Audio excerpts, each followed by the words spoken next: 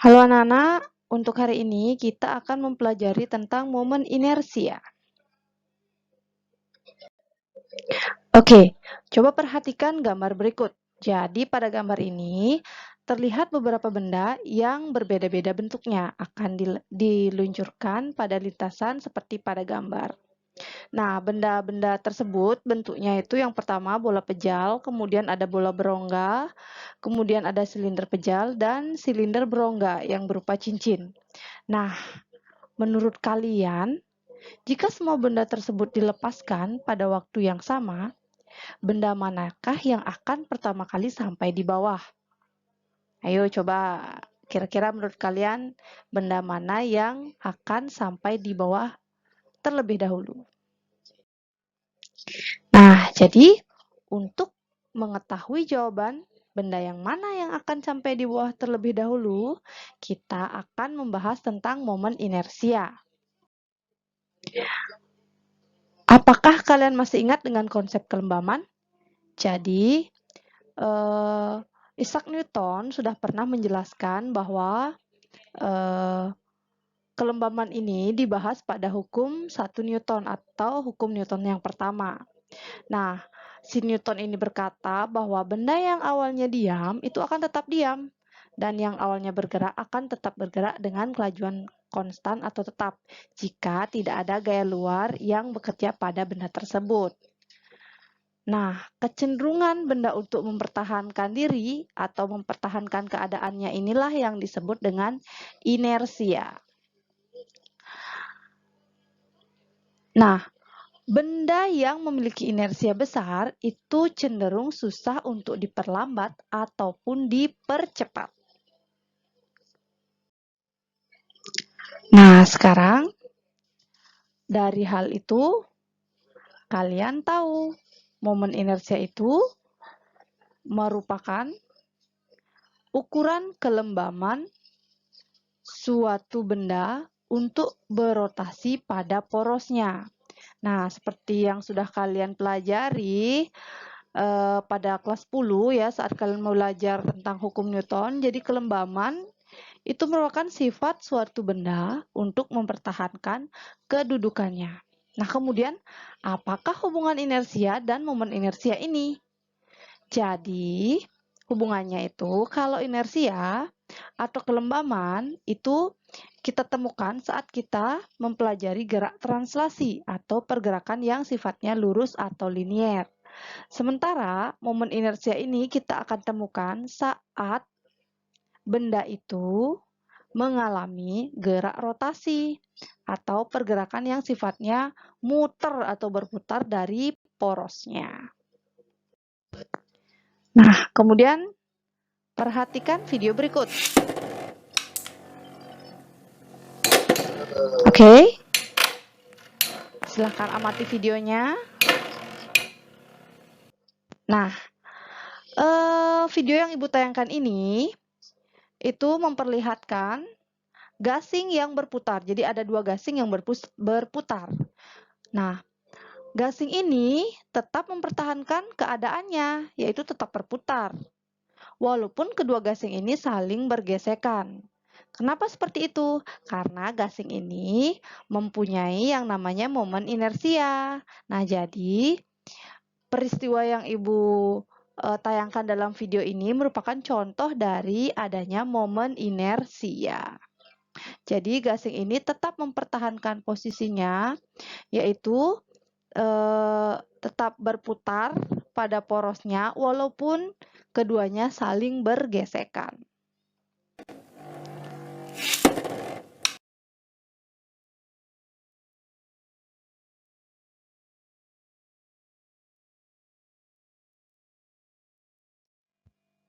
Nah, jadi momen inersia ini akan kita pelajari ada momen inersia partikel dan ada momen inersia benda tegar. Nah, sekarang yang pertama akan kita bahas adalah momen inersia partikel. Jadi, setiap partikel pada benda itu akan mempunyai momen inersia masing-masing.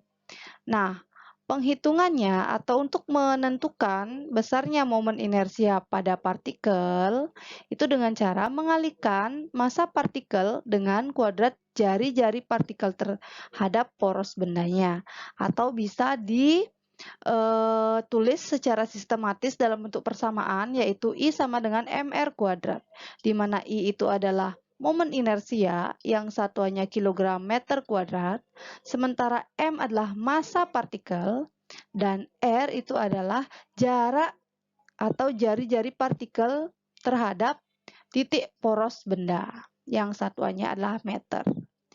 Nah, kemudian karena benda itu akan terdiri dari banyak partikel, sehingga kalau kita ingin menghitung momen inersia yang jumlah partikelnya lebih dari 1, itu bisa digunakan persamaan sebagai berikut. Jadi kita akan jumlahkan momen inersia masing-masing partikel. Ya, misalnya ada 10 partikel, berarti kita akan jumlahkan momen inersia ke 10 partikel itu. Rumusnya bisa kalau ditulis secara sistematis seperti rumus yang kedua ini, M1 R1 kuadrat plus M2 kali R2 kuadrat plus sampai M ke N dan R ke N. Kalau misalnya sampai partikelnya 10 berarti M10, M ke 10, massa partikel ke 10 dikali dengan jarak partikel ke poros, jarak partikel yang ke 10 itu ke titik porosnya. Titik poros itu adalah sumbu putar dari partikel tersebut. Nanti Ibu akan berikan contohnya, ya.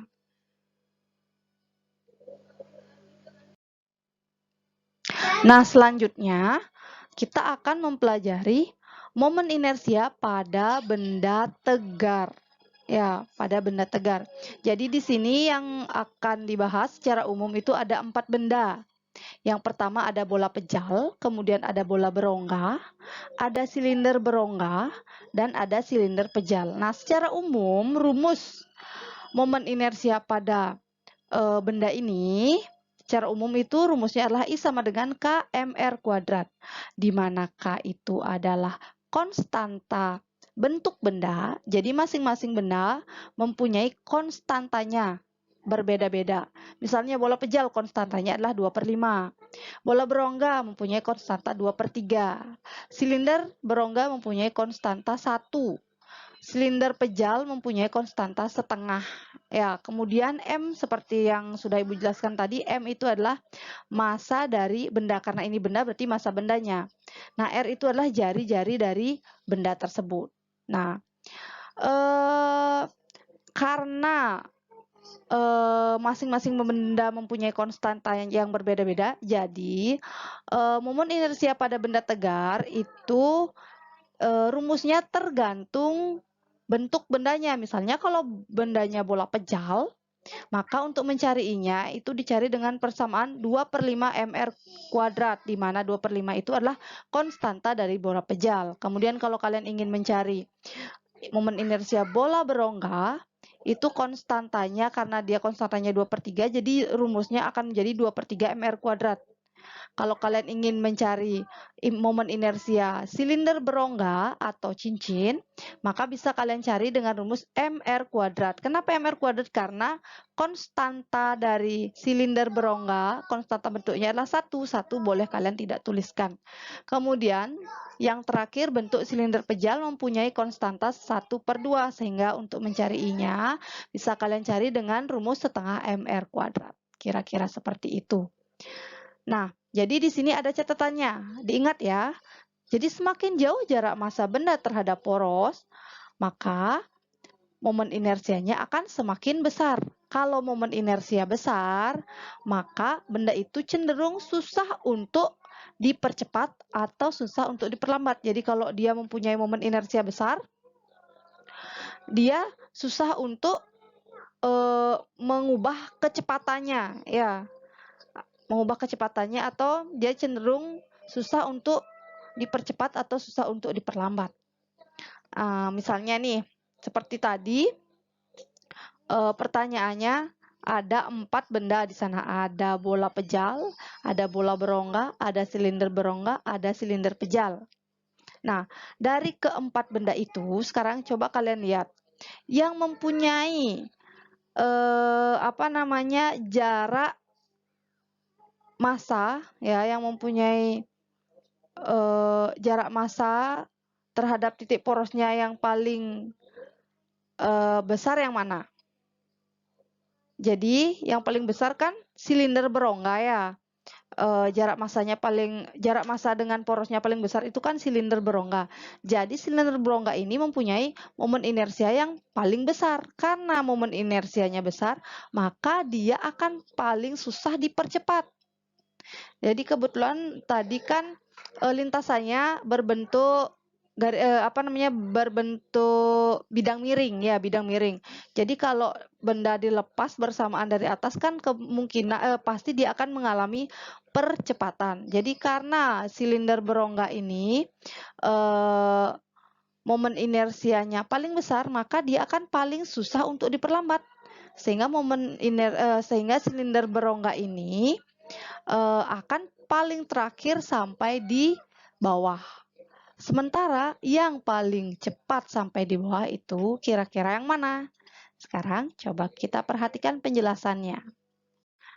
Oke, jadi setelah membahas materi momen inersia ini, apakah kalian sudah bisa menjawab pertanyaan tadi? Jadi di awal tadi kalian diberikan pertanyaan, benda manakah yang akan mencapai bawah pertama kali? Nah, bendanya itu ada 4 tadi ya. Ada bola berongga, ada bola pejal, silinder berongga, dan silinder pejal. Nah, dari keempat benda yang dijatuhkan dari atas bidang miring dengan waktu bersamaan, benda yang mana yang akan mencapai lintasan paling bawah terlebih dahulu. Nah, jadi berdasarkan pembahasan yang sudah kita lakukan tadi, kita bisa mendapatkan jawaban pertanyaan tersebut. Nah, benda yang akan sampai di bawah pertama adalah bola pejal. Kenapa? Karena bola pejal itu merupakan benda yang mempunyai jarak massa paling dekat dengan porosnya. Nah, untuk memudahkan kalian mengetahui kok bisa sih bola pejal dikatakan massanya itu mempunyai jarak paling dekat dengan porosnya, kita lihat aja dari konstanta bentuk bendanya. Jadi bola pejal mempunyai konstanta bentuk paling kecil, ya, yaitu 2/5. Sedangkan silinder berongga mempunyai konstanta bentuk paling besar. Sehingga bola pejal karena konstantanya itu paling kecil, maka dia mempunyai momen inersia yang paling kecil. Ya, momen inersianya kecil, maka kecepatan benda semakin besar. Sehingga benda akan semakin cepat sampai di bawah. Jadi ingat konsep yang tadi. Jika momen inersia besar, maka benda cenderung akan sulit untuk dipercepat atau diperlambat. Berarti kalau momen inersianya kecil, maka benda akan lebih gampang untuk dipercepat atau diperlambat karena ini bidang miring dan benda dijatuhkan ke bawah ya, dari atas dijatuhkan ke bawah, maka benda pasti akan mengalami percepatan ya, sehingga benda akan lebih mudah dipercepat. Jadi kesimpulannya, benda yang akan mencapai bawah pertama kali adalah bola pejal. Kenapa? Karena bola pejal mempunyai momen inersia paling kecil. Ya, bisa dilihat dari persamaannya, yaitu dari konstanta bentuknya. Dia mempunyai konstanta bentuk paling kecil. Nah, karena momen inersianya kecil, maka kecepatan benda akan semakin besar. Semakin cepatlah dia sampai ke bawah. Seperti itu kira-kira. Semoga bisa dipahami.